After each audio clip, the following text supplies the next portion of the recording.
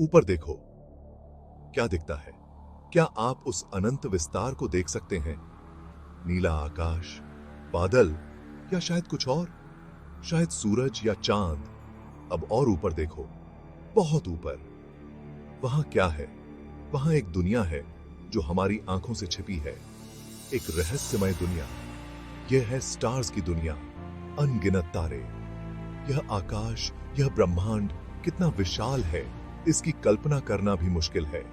लाखों करोड़ों स्टार्स हैं यहाँ, हर एक की अपनी कहानी। हर स्टार एक सूरज, अपने आप में एक अग्निपिंड, एक जीवनदायिनी शक्ति। हम सदियों से यह नजारा देखते आ रहे हैं और हर बार कुछ नया सीखते हैं। कभी सोचा है यह सब कैसे बना? यह रहस्य क्या है? यह स्टार्स, यह ग्रह, यह सब कैसे अस्तित्व में आए? यह सब कैसे शुरू हुआ? चलिए इस रहस्यमय यात्रा पर निकलते हैं, इसकी खोज में। हमारी कहानी शुरू होती है धूल और गैस के विशाल बादलों से।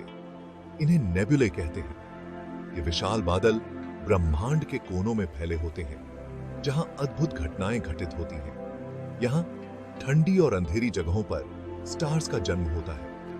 ये जगहें स्टेलर नर्सरीज कहलाती हैं, जहां नए तारे बनते हैं। ग्रेविटी, प्रकृति का एक अदृश्य बल, धूल और गैस को एक साथ खींचता है।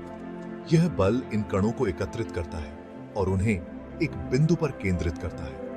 यह पदार्थ सिकुड़ता जाता है और गर्म होता जाता है। जैसे जैसे यह सिकुड़ता है, तापमान बढ़ता जाता है। एक समय आता है जब तापमान इतना बढ़ जाता है कि परमाणु आपस में जुड़ने लगते हैं। यह प्रक्रिया न्यूक्लियर फ्यूजन कहलाती है।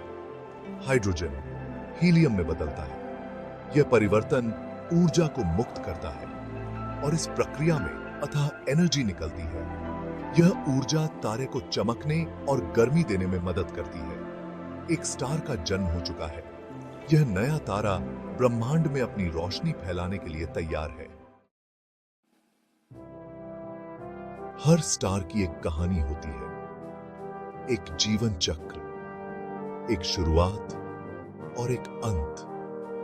एक छोटा स्टार धीरे धीरे जलता है, अपनी रोशनी से अंधेरे को चीरता है, करोड़ों वर्षों तक चमकता रहता है। समय के साथ उसकी चमक बदलती है, लेकिन विशाल स्टार्स, वे तेज जीते हैं, तेज मरते हैं। उनकी जिंदगी छोटी होती है, कुछ लाख सालों में ही उनका ईंधन खत्म हो जाता है।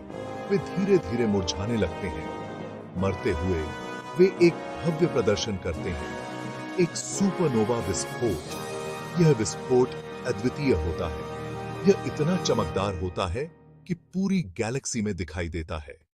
यह एक अद्भुत दृश्य होता है। इन विस्फोटों से नए तत्व बनते हैं। ये तत्व ब्रह्मांड में फैल जाते हैं।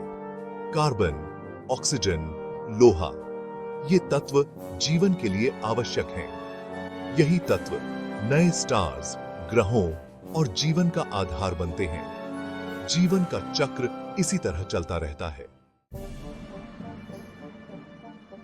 Section 4, cosmic insights, unravelling the universe. Stars का अध्ययन करके हम ब्रह्मांड के राज खोलते हैं। हमें पता चलता है कि हमारा सूरज भी एक स्टार है। हमें पता चलता है कि अन्य स्टार्स के चारों ओर भी ग्रह चक्कर लगाते हैं। कौन जानता है, हो सकता है उनमें से किसी ग्रह पर भी जीवन हो। हाल ही में वैज्ञानिकों ने ग्रेविटेशनल वेव्स का पता लगाया। ये तरंगें ब्रह्मांड की सबसे हिंसक घटनाओं जैसे ब्लैक होल के टकराव से उत्पन्न होती हैं। Section 5, stargazing, a window to our past and future. Stars को देखना समय में पीछे देखने जैसा है। क्योंकि प्रकाश को हम तक पहुंचने में समय लगता है, इसलिए हम स्टार्स को उनके अतीत में देखते हैं। स्टार्स का अध्ययन हमें अपने भविष्य की झलक भी देता है। हमारा सूरज भी एक दिन अपना जीवन चक्र पूरा करेगा। स्टार्स के बारे में जितना अधिक जानेंगे, उतना ही ब्रह्मांड के रहस्यों के करीब पहुंचेंगे। Section 6. Conclusion. The enduring allure of the cosmos. आकाश और स्टार्स हमें हमेशा से मोहित करते आए हैं। उनकी सुंदरता, उनका रहस्य हमें सोचने पर मजबूर करता है।